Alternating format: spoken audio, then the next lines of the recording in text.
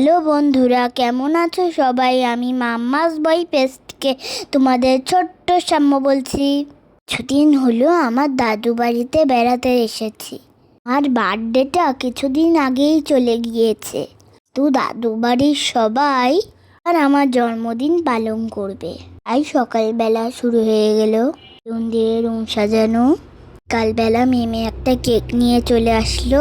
দিদুন অনেক রকমের রান্না বাড়ি করেছিল। তা আমরা সবাই মিলে মজা করে কেক কেটেছি, ডিনার করেছি। সন্ধ্যার পরপরই আমরা কেক কাটিং করতে বসলাম।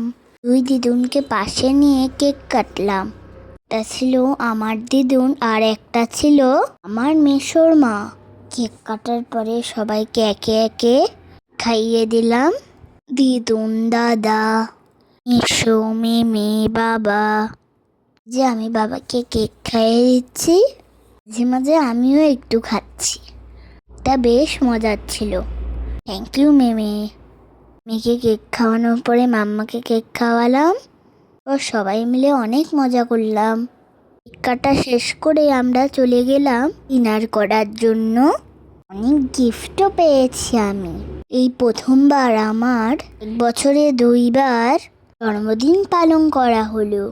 প্রথমবার পালন করেছিলাম কলকাতায়, দ্বিতীয়টা ঈশ্বরদীতে। দিদুন, দাদা, মেয়ে মেসোকে অনেক অনেক থ্যাঙ্কস জন্মদিনটা পালন করার জন্য। তো খুবই মজা করে দিনটা পার করেছি। অনেকগুলো বেলুনও ফুলিয়েছিলাম। আজকের মতো এই পর্যন্তই। Tata, bye bye.